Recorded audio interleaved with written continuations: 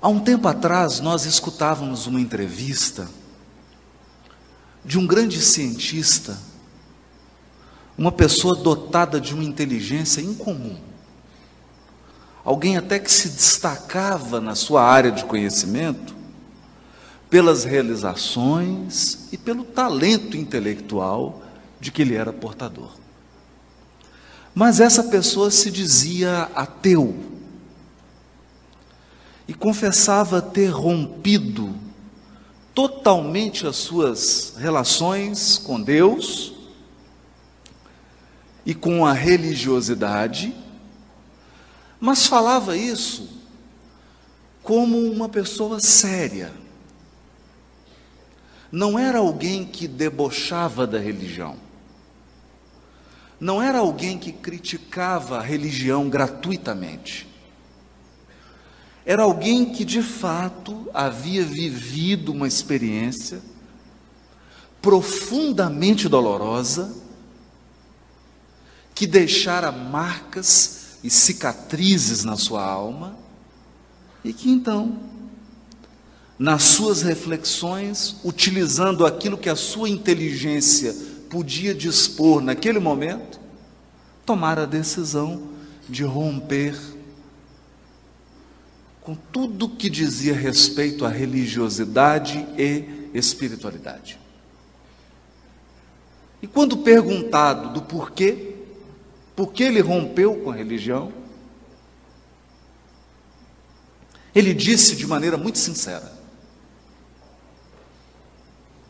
rompi porque a religião não explica a dor.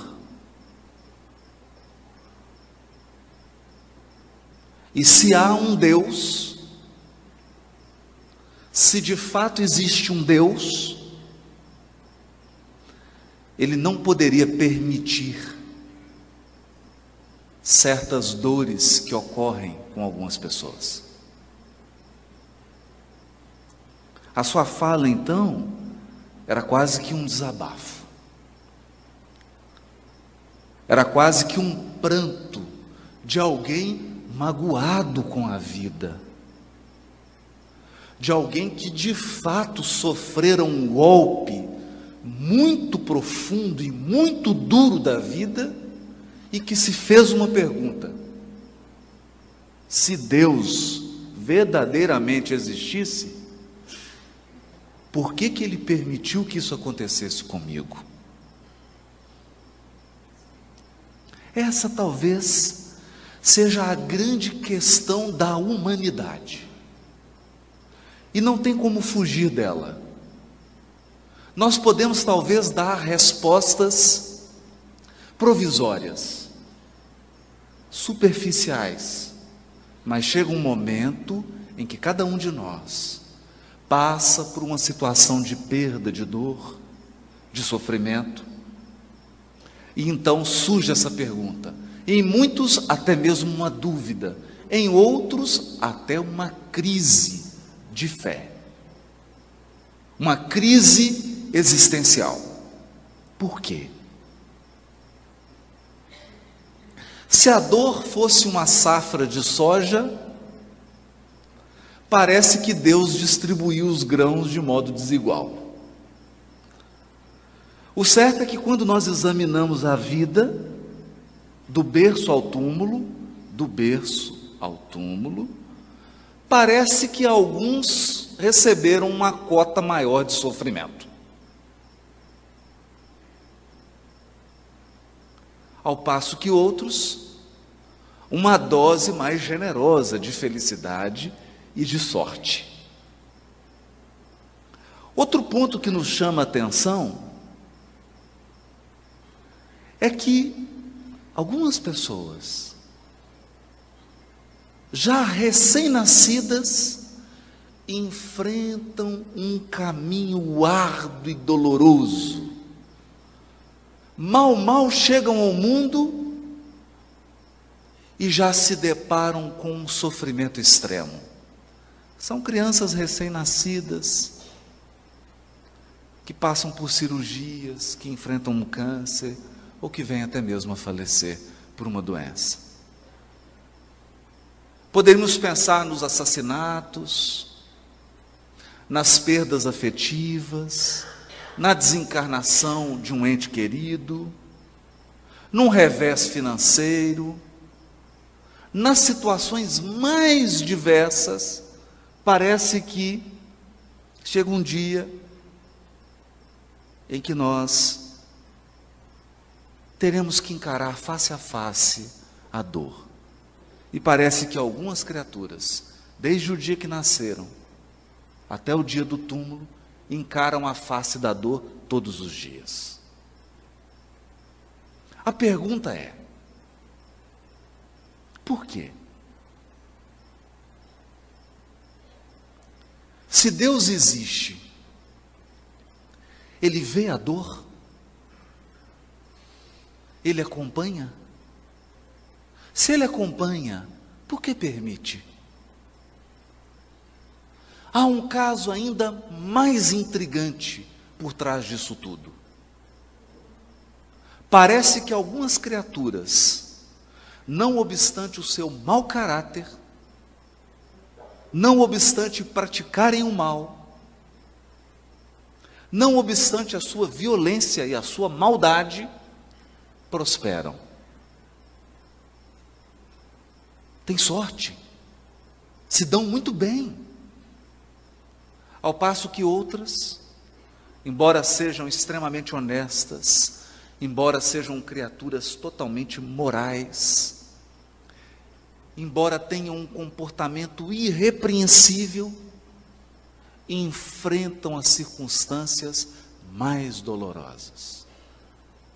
Surge então a inevitável pergunta: se Deus existe, e se Ele é justo, porque Ele permite que os maus tenham sucesso e os bons sofram?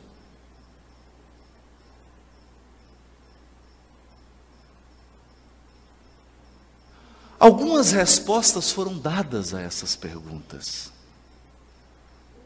mas elas não foram capazes de convencer, e muito menos de consolar. Dentre essas respostas, uma merece destaque. É aquela que promete uma espécie de recompensa ou de um reequilíbrio num paraíso, num destino após a morte. Então, muitas filosofias e muitas correntes religiosas prometem: não tem problema, você está sofrendo aqui agora, mas você vai para o paraíso. Tem algo bom te esperando. Mas essa resposta não convence totalmente, porque parece que o preço da passagem não é igual.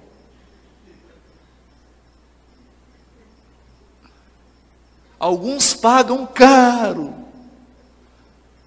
para entrar nesse trem que conduz ao paraíso. Sofrem desde o nascimento. E outros têm uma vida normal e vão para o paraíso.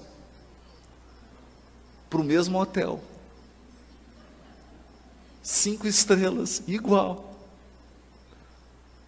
Onde estaria a justiça de Deus?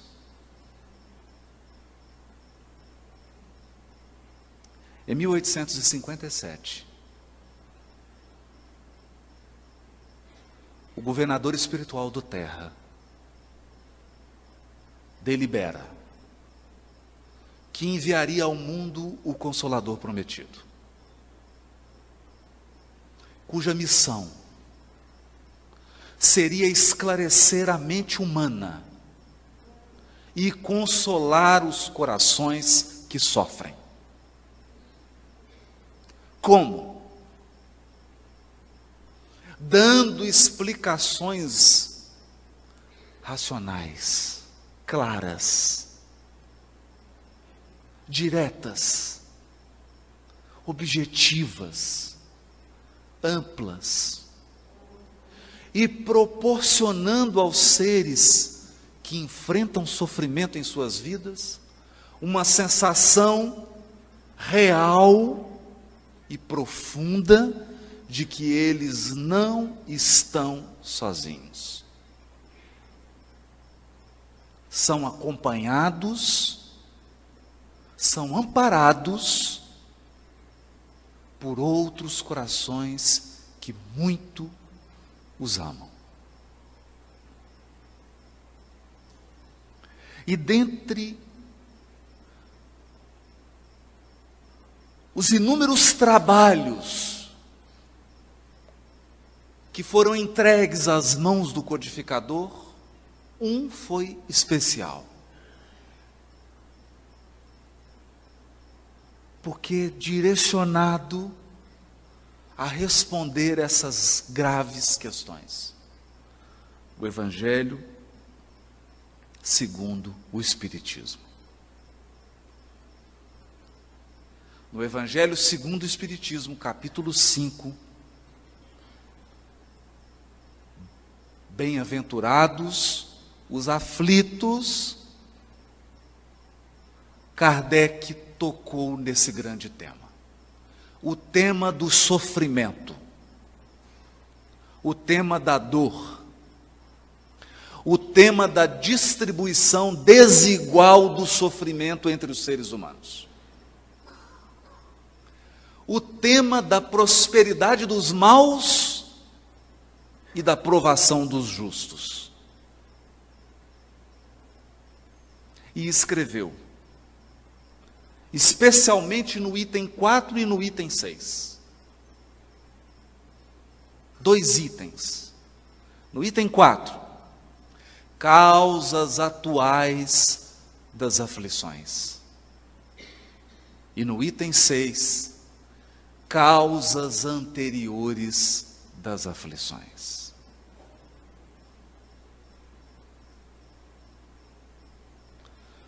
Como se tivéssemos 2 grandes celeiros para fazer a colheita. Algumas dores por nós vividas têm sua fonte nesta vida.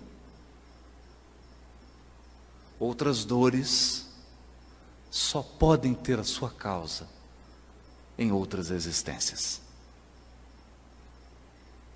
Desse modo, o codificador, amparado pelo ensino dos Espíritos acerca das múltiplas vidas, trazia o tema da reencarnação, que é inevitável se quisermos entender a dor neste mundo. Mas vamos começar pelo primeiro, e com a palavra Kardec. De 2 espécies são as vicissitudes da vida, ou, se o preferirem, promanam de 2 fontes bem diferentes que importa distinguir. Umas têm sua causa na vida presente, outras fora desta vida. Remontando-se à origem dos males terrestres, reconhecer-se-á que muitos são consequências natural do caráter e do proceder dos que o suportam. Quantos homens caem por sua própria culpa? Quantos são vítimas de sua imprevidência, de seu orgulho e de sua ambição?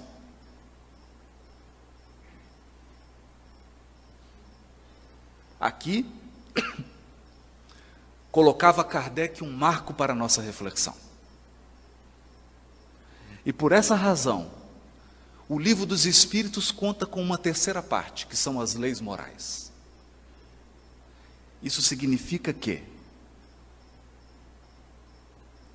toda imperfeição gera um sofrimento. Toda deformidade de caráter produz uma aflição. Todo comportamento injusto atrai sofrimento para a nossa vida. Toda deficiência na nossa formação moral trará algum tipo de angústia e de provação.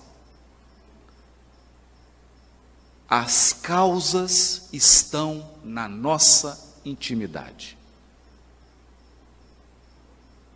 E podemos pensar: quanto sofrimento nos traz a impaciência? Quanto sofrimento não nos traz a violência que nós temos dentro de nós? O orgulho, o egoísmo. É assim que nós temos uma página extraordinária do Espírito Emmanuel, que está no livro Religião dos Espíritos. O capítulo chama Examina a própria aflição. Examina a sua própria aflição. E aí diz Emmanuel: a aflição do egoísmo chama-se egolatria, porque ser egoísta dói.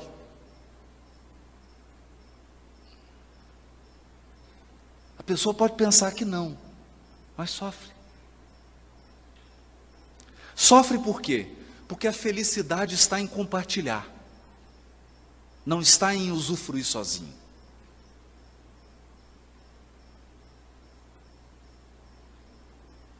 Imagina que você tivesse tudo o que você quer, mas fosse mandado para uma ilha deserta sem ninguém, só você. Seria feliz? Não. Você precisa pelo menos de alguém para contar. Contar a vantagem. Olha, eu recebi uma medalha. Mas se você receber a medalha e não tiver ninguém para contar, então o egoísta sofre. Porque ele vive uma vida exclusiva que gira em torno dele mesmo. E quanto mais egoísta ele se torna, mais as pessoas se afastam dele. É uma aflição. E muitas vezes ele se volta para Deus e fala assim: por que você me escolheu para sofrer tanto?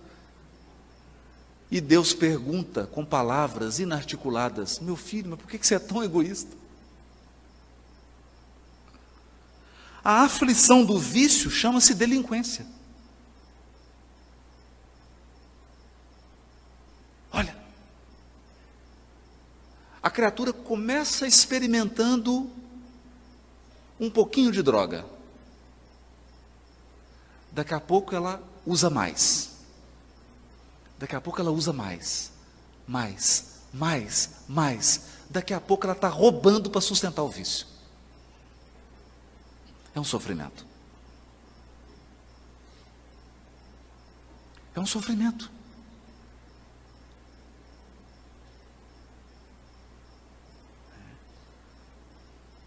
A aflição da agressividade chama-se cólera. E a cólera só faz mal para a pessoa. Prejudica o fígado, ataca o estômago, afeta o sistema nervoso e o pior de tudo, dá pé de galinha. Te deixa mais velho com mais ruga. A aflição do crime chama-se remorso. Porque ninguém foge da própria consciência. A aflição do fanatismo chama-se intolerância. A aflição da fuga chama-se covardia. A aflição da inveja chama-se despeito. O invejoso sofre tanto que, primeiro, ele não consegue mais reconhecer valor no que ele tem, e pior, ele não consegue ser feliz com aquilo que ele já conquistou. É um sofrimento. A aflição da leviandade chama-se insensatez. Da indisciplina chama-se desordem. Tem criaturas que são tão indisciplinadas que a vida delas é uma loucura, é uma total desordem, porque eles não conseguem nem sequer chegar no horário de um compromisso. Tudo é difícil.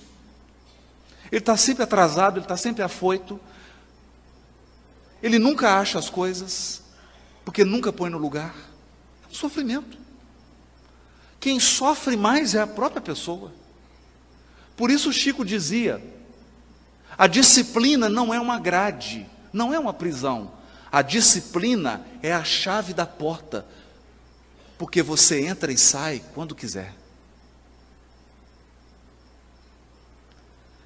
A aflição da brutalidade chama-se violência.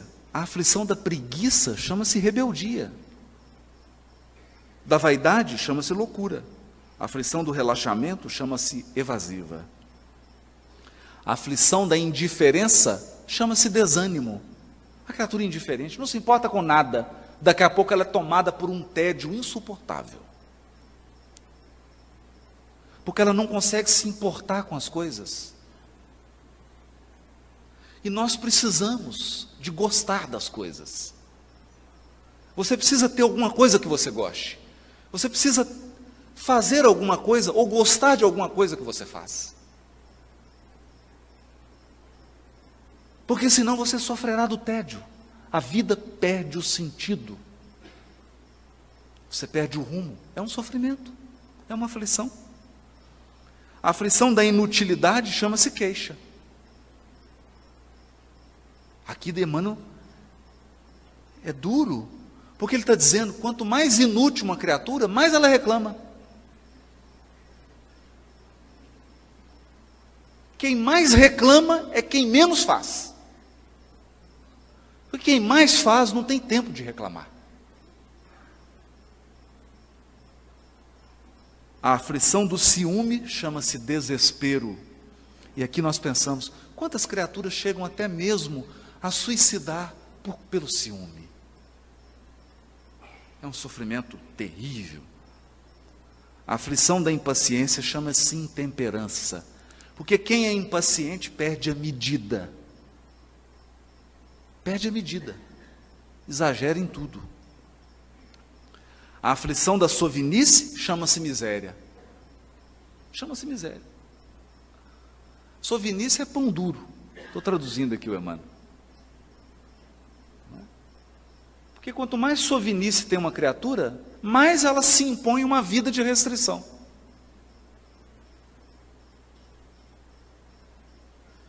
Porque ela não sabe aproveitar o que já tem. A aflição da injustiça chama-se crueldade. Cada criatura tem a aflição que lhe é própria. Então aqui nós precisamos ser bastante honestos. É por isso que o Espiritismo, na sua condição de consolador prometido, ele vem esclarecer e consolar nossas dores. Mas o primeiro ponto que ele esclarece é: a maior parte dos nossos sofrimentos tem sua causa na vida atual. E tem a ver com o nosso caráter. Por isso, o que propõe o Espiritismo? Terceira parte do Livro dos Espíritos, as leis morais. Propõe uma renovação moral. Uma transformação do caráter. Propõe a absorção de valores.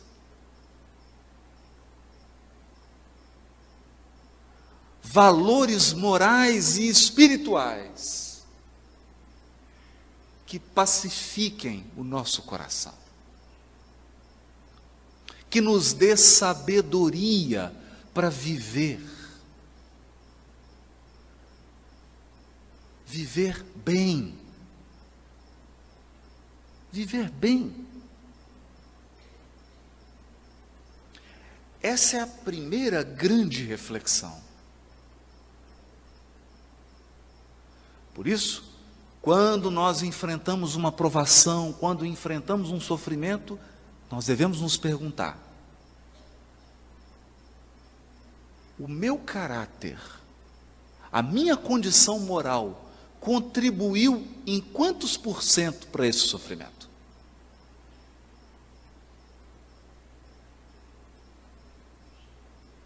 Contribuiu em quê? Em quê? Por isso Kardec chegou a escrever no livro que fez aniversário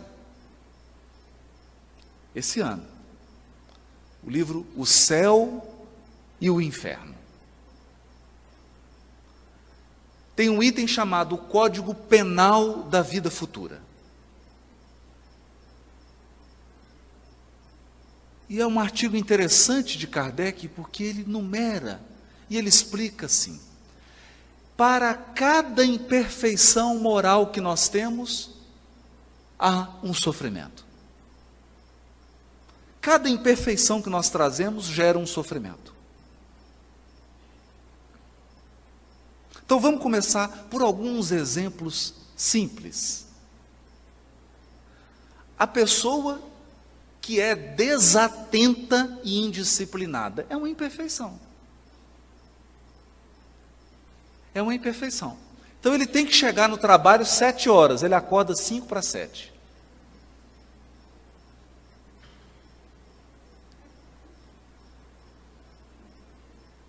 Em 3 minutos ele apronta,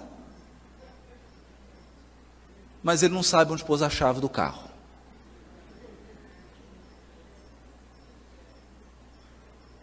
E quando ele sai faltando meio minuto para chegar,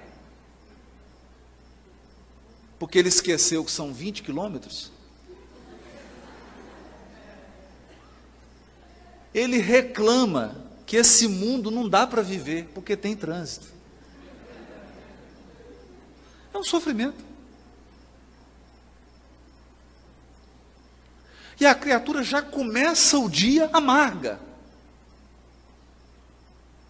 Então ela já chega mal. Quando ela chega no trabalho, bom dia. Não, bom, só se for o seu, porque o meu... Mas,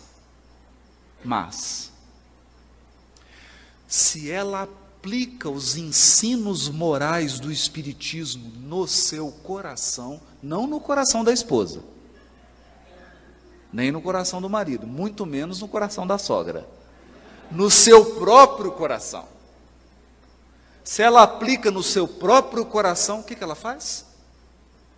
Escolhe um lugar só para colocar a chave do carro. Então ela anota, põe um bilhetinho assim, chave do carro. E só coloca ali, porque aí não vai perder. E acorda antes, com o tempo de sobra, para acordar, tomar um café, em paz, fazer a sua prece, pegar a chave que vai estar sempre no mesmo lugar, e chegar tranquilo. Então, nós estamos dando um exemplo simples. Simples. Mas que pode ser aplicado a toda a vida. A verdade é que um dos temas que mais geram aflição na nossa vida, que são os relacionamentos, a maioria deles, a maior parte das aflições, são consequências das nossas imperfeições morais.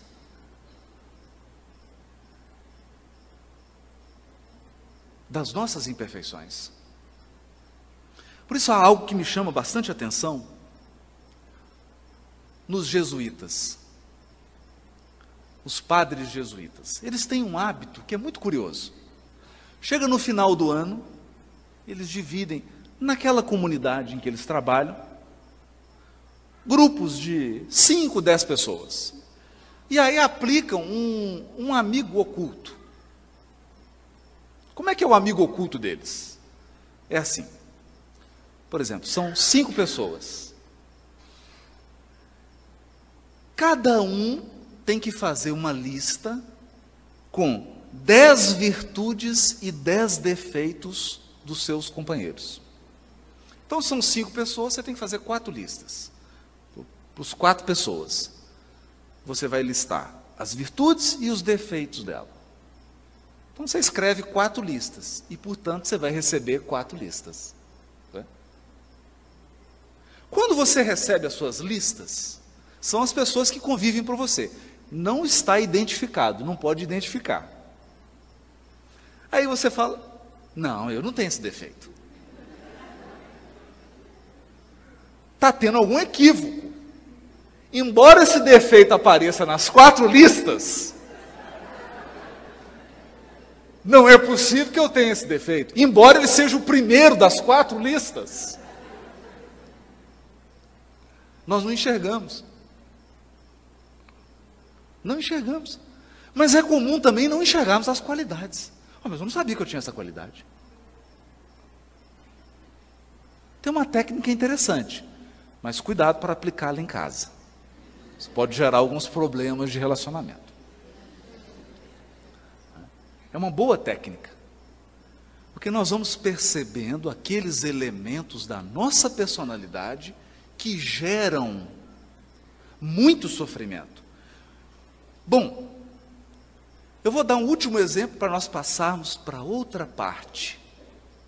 As causas anteriores das aflições. Mas antes gostaríamos de falar ainda um último caso das causas atuais das aflições.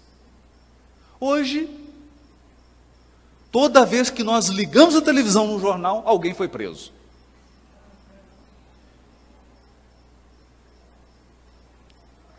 Ou foi preso, ou foi conduzido pela Polícia Federal para depoimento. Ou então aceitou um acordo de delação premiada. E quando nós assistimos isso, é natural, é da natureza humana. A gente fica com uma certa raiva, né? Alimenta. Mas é um absurdo. Gente, fulano se aproveitando, não percebendo a aflição que essas criaturas criaram para as suas vidas nessa vida. Mas um caso me chamou especialmente a atenção. Evidentemente eu não vou citar o nome. Assisti uma reportagem. Isso já tem um tempo. E um desses sujeitos, então, que estava envolvido nesses escândalos.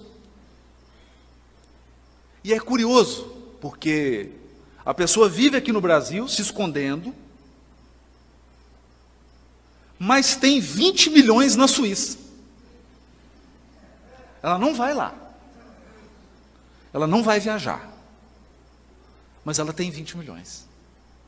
É mais ou menos assim, eu digo, meu amigo, você tem 20 milhões, você não pode usar. Você vai viver até morrer sem usar, mas você tem o dinheiro, viu? Está lá. Mas o que chamou a atenção não era o dinheiro que ele tinha na Suíça. Ele começou a contar o seu envolvimento. Então disse que começou assim. Primeiro eram os encontros. Iam jantar em restaurantes muito sofisticados. E lá se combinavam propinas, etc, etc, etc. E saía do jantar e iam para casas de prostituição. Prostitutas de luxo. Então ele foi a primeira noite, foi a segunda, a terceira, a quarta, a quinta, a sexta, 25ª, 130, 140 vezes, até que ele chegou, isso ele confessando, a uma situação. Todo dia ele precisava ir.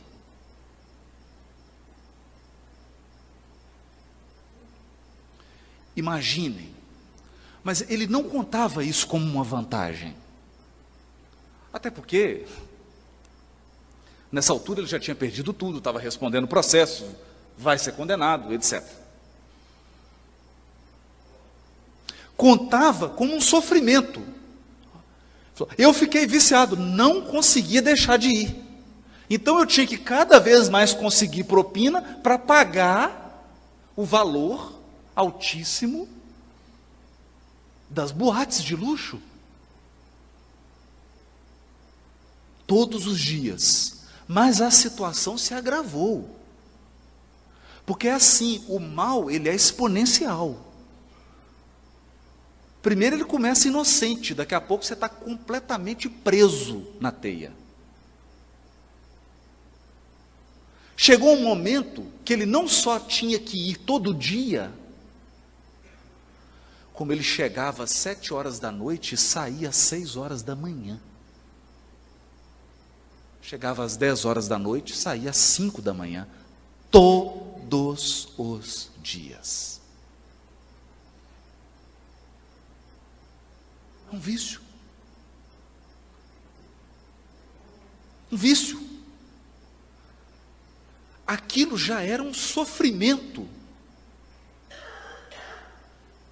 Porque aquele indivíduo já estava tão envolvido naquela situação, que ele não tinha mais força, não conseguia tirar força dentro dele mesmo para sair daquela situação. É um sofrimento, é uma aflição. Mas essa é uma aflição que tem sua causa na intimidade da criatura, nas suas deficiências morais. Daí a proposta renovadora do Espiritismo. E por isso Emmanuel tem uma frase dura, mas pedagógica. Ele diz assim: mais vale chorar sob os grilhões, sob as algemas da resistência, do que sorrir sob os narcóticos da queda. Porque quem está em queda moral está sempre sorrindo. Ninguém que está se complicando moralmente está triste. Vai ficar depois. Mas enquanto está caindo, está sorrindo. Porque está sob o efeito de uma droga moral.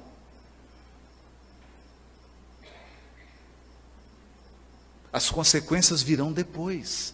Essa é uma reflexão profunda. Profunda. E daí o papel transformador do Espiritismo. Mas para isso, diz Kardec no capítulo Sede Perfeitos, de O Evangelho segundo o Espiritismo. O Espiritismo precisa ser bem compreendido, mas sobretudo bem sentido. Porque se ele não entrar no nosso coração, ele não faz a obra renovadora que está proposta. Não consegue. Mas, continua Kardec no item 6 do capítulo 5, Bem-aventurados os aflitos.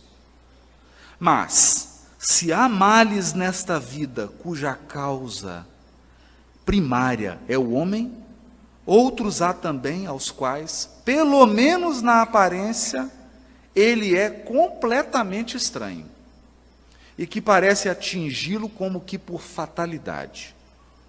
Tal, por exemplo, a perda de entes queridos, a perda daqueles que são o amparo da família, tais ainda os acidentes que nenhuma previsão poderia impedir, os reveses da fortuna que frustram todas as precauções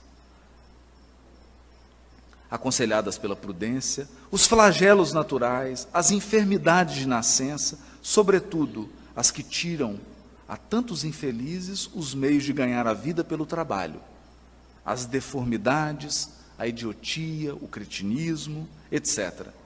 Todavia, por virtude do axioma, segundo o qual todo efeito tem uma causa, tais misérias são efeitos que hão de ter uma causa.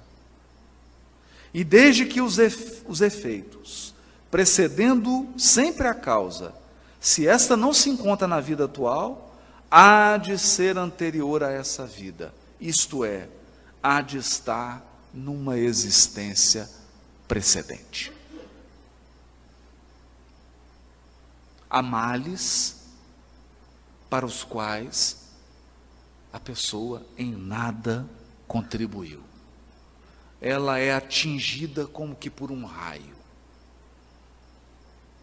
E de uma hora para outra, a sua vida parece se transformar para pior, na sua visão. E ela enfrenta de um momento para o outro um sofrimento incrível. Isso pode ser uma doença nela ou em um ente querido, o abandono de um ser amado, um revés financeiro, etc, etc. Por mais que ela tenha agido com toda prudência, com toda seriedade, com toda honestidade, aquilo não foi suficiente para poupá-la daquele sofrimento que parece chegar gratuitamente. É aí então que o Espiritismo apresenta a sua mais alta dose de consolação ao espírito humano, dizendo: nós não somos o resultado de uma só vida. Uma só vida é insuficiente para explicar a vida. É pouco tempo para você gostar tanto de uma pessoa quando você encontra com ela pela primeira vez. É pouco tempo para você gostar tão pouco de alguém quando encontra com ela pela primeira vez.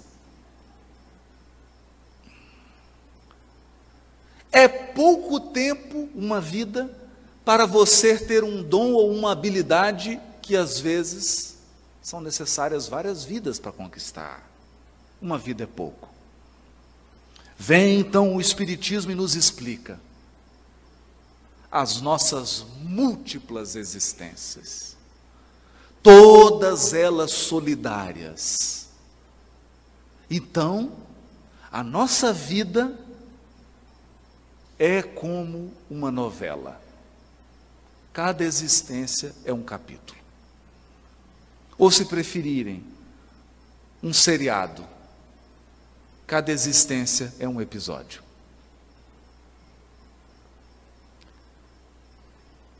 Talvez você esteja reencontrando hoje, em Jataí, alguém que você prejudicou há 700 anos atrás.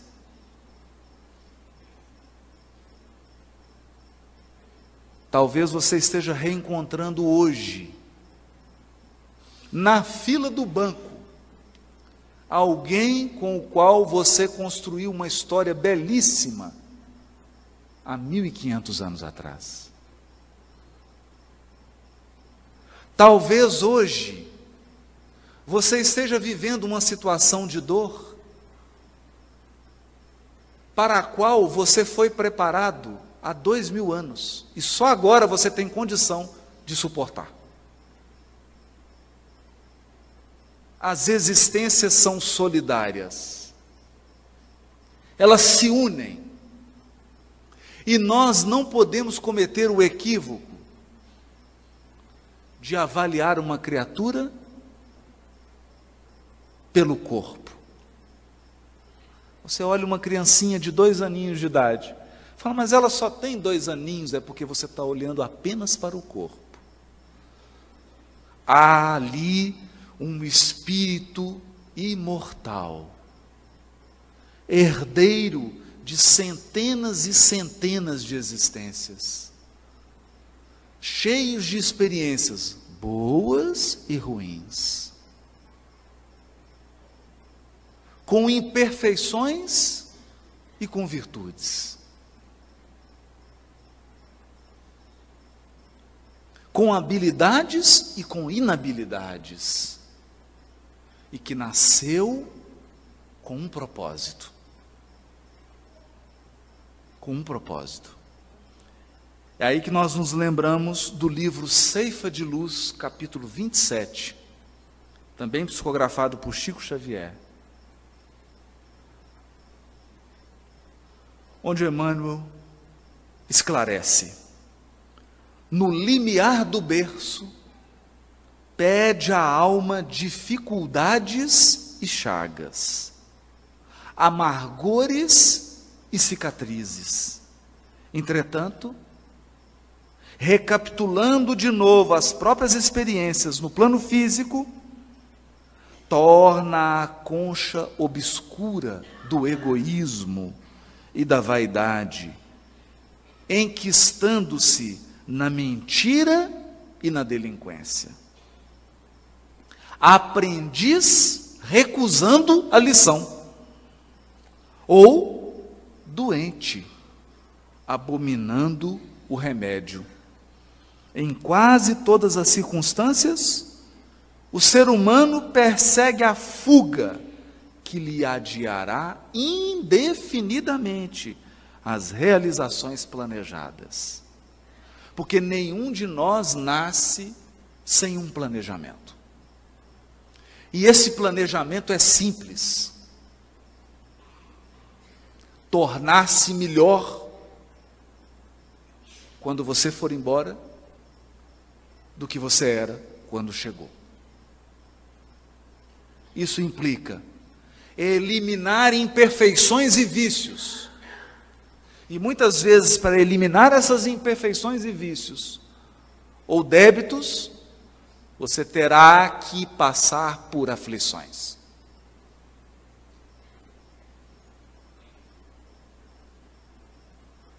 Algumas foram pedidas.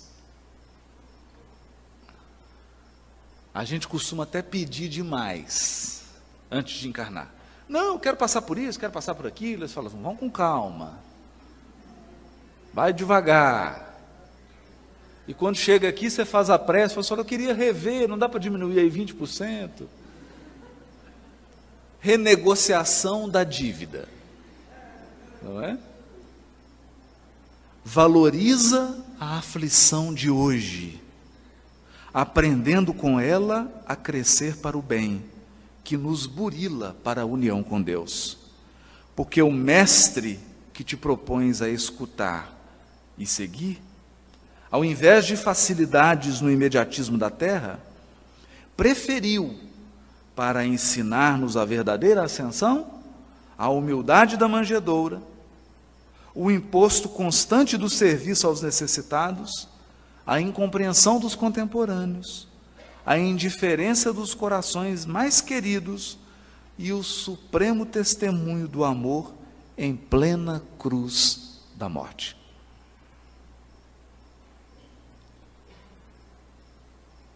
A verdade é que nós podemos dizer que para enfrentar as aflições que têm suas causas em vidas anteriores, nós precisamos permitir que o Espiritismo entre no nosso coração. Porque se ele entrou só na sua cabeça, você não fica de pé. Não fica de pé. No momento do sofrimento extremo, não adiantam palavras. Não adianta explicações. Você não pode chegar num velório para uma mãe que está enterrando um filho de 2 anos e dizer para ela, olha, deve ser algum débito dele. Ou fazer uma palestra de meia hora no velório. Isso não alimenta a alma. É por isso que Emmanuel nos diz, a inteligência sozinha é como uma placa no deserto indicando a direção. O peregrino sedento e desorientado lê a placa e se orienta, mas morre de sede no caminho. O sentimento, a bondade e o amor, sozinho, é como um poço de água no deserto. O peregrino sedento e desorientado vem e mata a sua sede, mas se perde porque está desorientado. Então é preciso conjugar a placa e o poço de água. Esclarecer e consolar.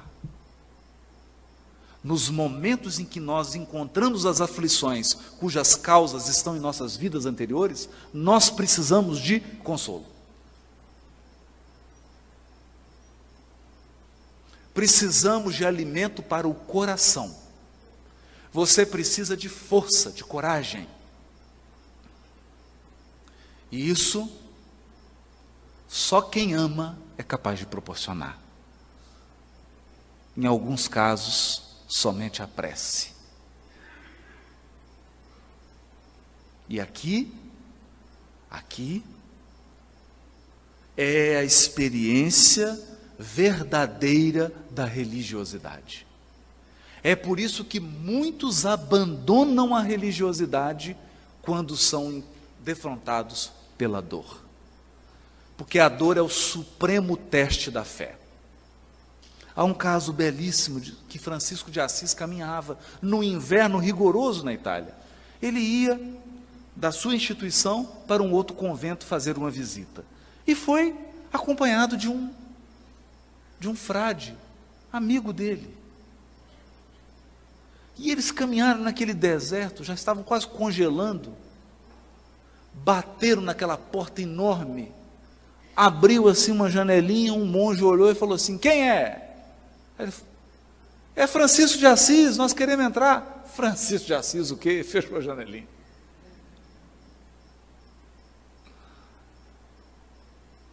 O monge que estava do lado de Francisco de Assis sentou na neve e começou a chorar. Agora nós vamos morrer.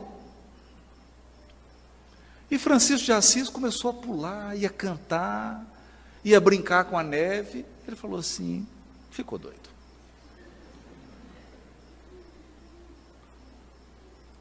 E virou para ele e falou: mas Francisco, pai Francisco, né, que ele chamava ele de pai, né? Pai Francisco, eu não estou entendendo. Será que o senhor não está vendo que nós vamos morrer?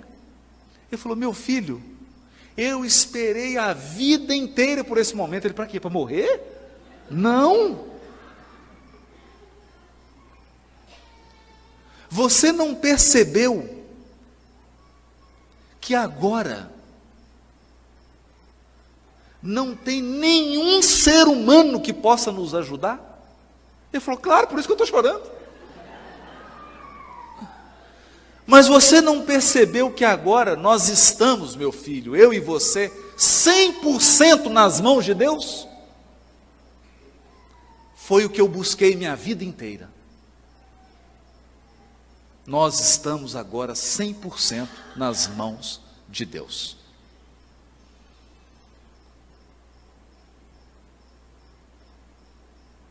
É claro, ele não morreu congelado. A porta se abriu, outra pessoa chegou. E eles se identificaram e entraram. Mas a questão é: quando uma aflição vem do passado e nos alcança nessa vida, só tem um remédio: entregar-se a Deus. Confiar. Confiar que as circunstâncias que expressam a vontade divina vão se alterar. Que há um propósito por trás de todo acontecimento. Que os sofrimentos são como a tempestade, eles não duram para sempre. Algo vai acontecer que não é possível prever, que não é possível descobrir naquele momento. Então é preciso confiar, porque fé não é acreditar.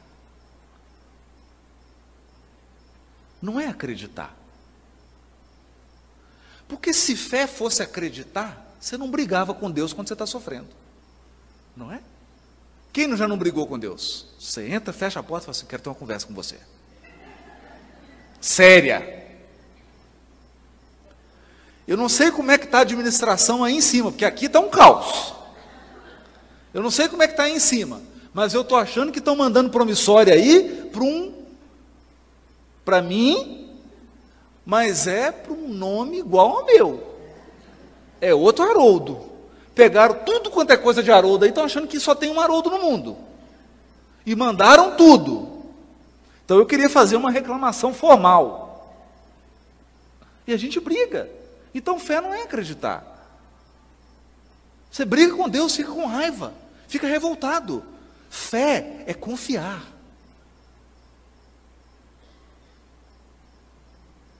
É confiar.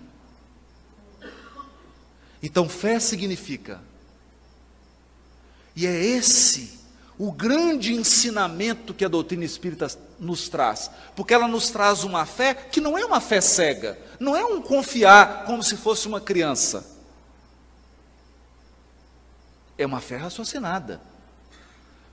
Você confia porque tem pelo menos uma base. Você não sabe o porquê. Qual que é a razão exata daquele sofrimento que você está passando? Mas você sabe que tem uma razão. Você sabe que existe uma lei divina. Você sabe que existem múltiplas existências e que elas são todas solidárias. Então você confia. E confiar significa: você desliga o carro, coloca no ponto morto, abre a porta e entrega a chave para Deus. E diz: agora é você que dirige.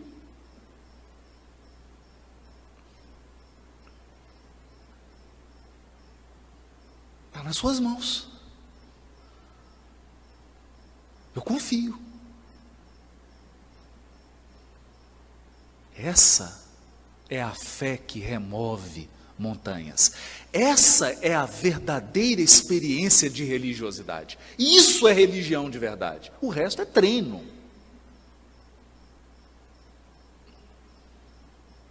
É treino. No mais, todas as nossas práticas são apenas oportunidades que o Criador nos dá de adquirir provisão, preparo espiritual para os momentos de dificuldade, em que nós teremos que verdadeiramente confiar, entregar. Entregar.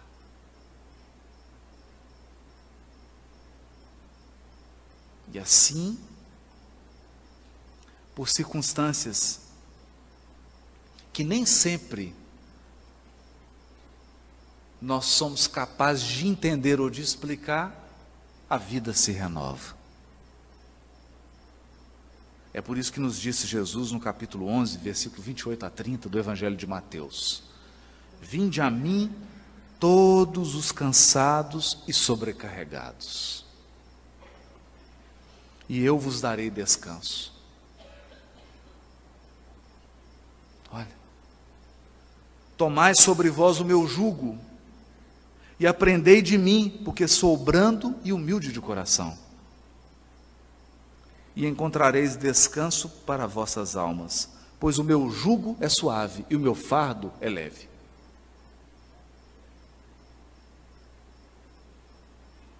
Qual que é o jugo de Jesus? O jugo era aquela madeira que era colocada no boi, no jumento, para ele poder arar a terra.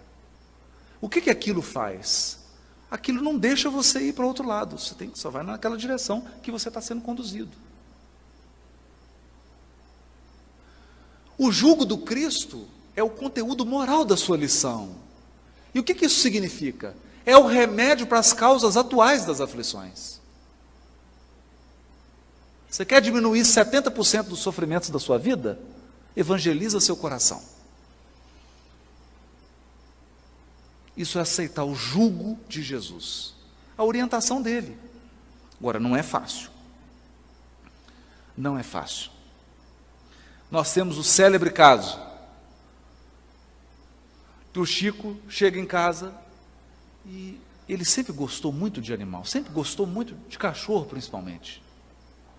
E tinha um cachorro que era a alegria dele, então ele chegava tarde da noite da atividade, e o prazer dele era alimentar o cachorro. Adorava, né? E o bichinho fica quase que um membro da família, né? Mas o cachorro adoeceu e alguém quis ajudar. Não, coitado do Chico, vou resolver isso, vou matar esse cachorro. Não é? Então imagina, você tem lá seu bichinho de estimação, ele fica doente, fala, nossa, eu estou com tanta dó do fulano, eu gosto tanto dele, vou acabar com esse sofrimento dele, mata o cachorro. O Chico chegou, o cachorro morto, e descobriu que era a pessoa. E aí o Chico ficou magoado. Ficou magoado. E o tempo passou, e a mágoa ficou ali no coração. Até que um dia Emmanuel chamou ele, falou, olha Chico, temos que conversar uma coisa séria. Você está com uma mágoa no coração, e isso está gerando uma nuvem escura ao redor do seu peito, no chakra cardíaco, e está atrapalhando as atividades mediúnicas. Meu Deus, Emmanuel, o que eu faço então? Você vai fazer o seguinte, sabe quem matou o cachorro, né? Sei. Você vai descobrir o que essa pessoa mais gostaria de ganhar e vai comprar para ela. Ele falou assim, não, você está brincando. O senhor não pode estar falando sério. A pessoa me ofendeu, matou meu cachorro, e só quer que eu dê um presente para ela. Ele falou assim, mas Chico, a receita não é minha, é do Cristo. É o jugo de Jesus. E aí o Chico foi descobrir o que a pessoa queria ganhar. Era uma máquina de costura, caríssima. O Chico teve que comprar a máquina de costura, dar de presente, parcelou em 4 reencarnações a máquina. Porque ganhava muito pouco, a máquina era uma fortuna, várias vidas pagando a máquina. Na hora que ele entregou a máquina, a pessoa ficou tão feliz, que saiu uma luz do peito dela e eliminou toda a sombra que estava no peito do Chico. Nessa hora o Emmanuel apareceu e falou assim, viu Chico, a receita é do Cristo, perdoa, é o jugo,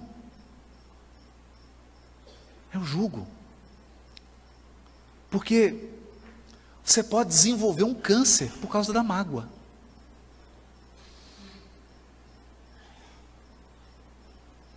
A pessoa que te prejudicou, ela vai continuar vivendo, porque o acerto dela é com a lei divina. Mas e você?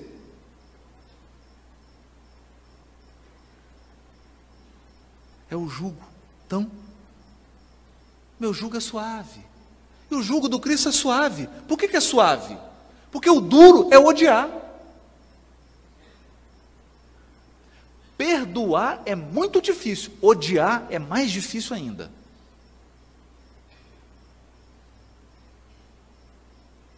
Então, alguns dizem assim, você quer vir com uma pessoa nas próximas 20 encarnações?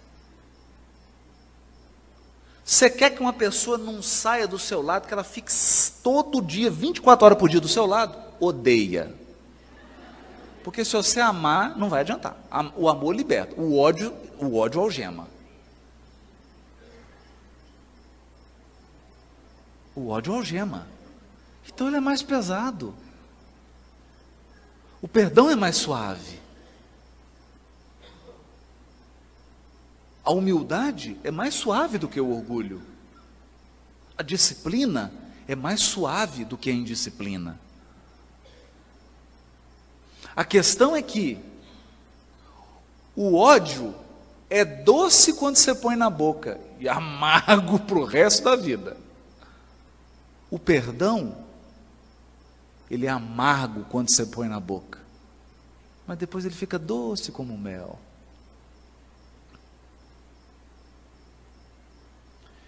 E o fardo do Cristo é leve.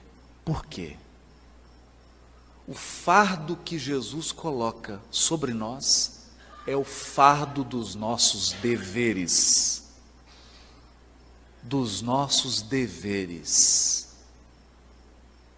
E quem cumpre o dever se liberta.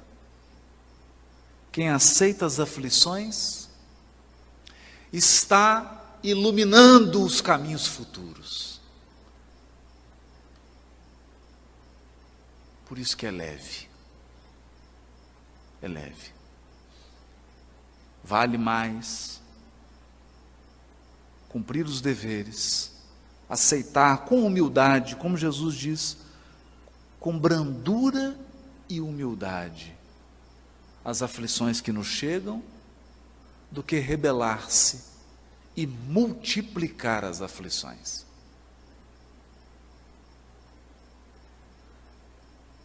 Essas são as lições do Espiritismo, que esclarecem e consolam o nosso coração. Mas uma coisa é certa: em nenhuma das aflições que nós passamos na vida, se nós tivermos a humildade e a brandura suficiente, nós sentiremos a presença dos seres espirituais que nos amam profundamente ao nosso lado. Nos momentos mais difíceis da vida, nós sentimos a presença mais intensa desses corações. Mas é preciso brandura e serenidade para perceber a presença deles. Nenhum de nós está enfrentando as suas aflições sem o amparo.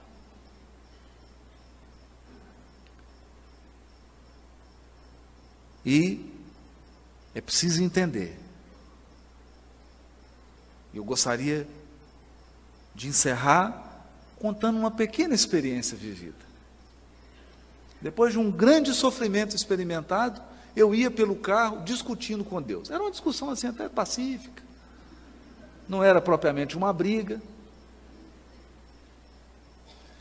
Mas eu tentava entender o porquê. E num determinado momento, eu pensei, eu estou desamparado.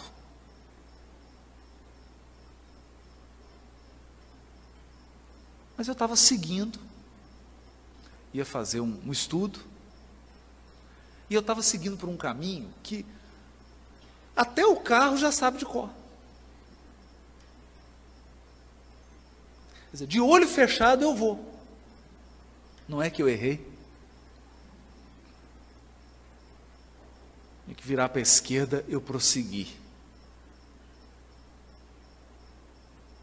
Quando eu percebi, eu entrei num beco, era de noite. E eu achei estranho, porque a rua foi estreitando, quando eu vi não passava o carro. E eu tive que voltar 1,5 km de ré.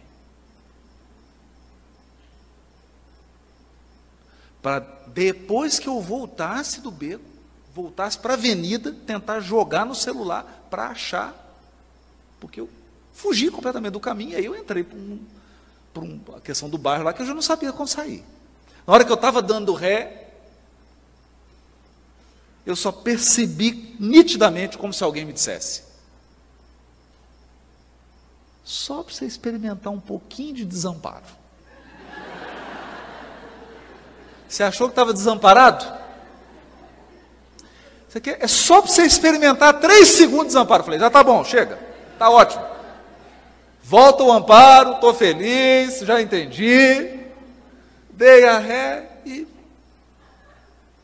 voltei. Eu estava simplesmente a uns 500 metros do lugar que eu tinha que chegar. Era só uma questão de perspectiva. Estava no quarteirão para trás, que era completamente diferente. Estava de noite. Mas, aí sim, eu pude perceber que o amparo que os amigos espirituais nos dão é um amparo sutil. É presença. Presença. E o que é presença? Presença é assim. Uma mãe chegou para Chico Xavier O Chico atendia mães que perderam filhos há mais de 15 anos.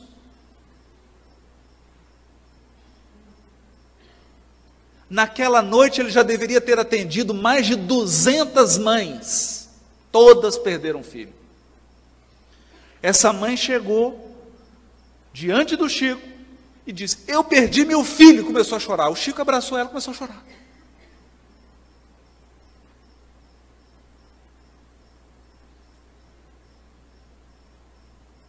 E ficou todo mundo falando: não é possível. Será que o Chico não vai fazer uma palestra? Causas das aflições? Não. Ele abraçou e começou a chorar. E durante uns 15 minutos, os dois ficaram chorando. Ela se acalmou, enxugou as lágrimas, o Chico também.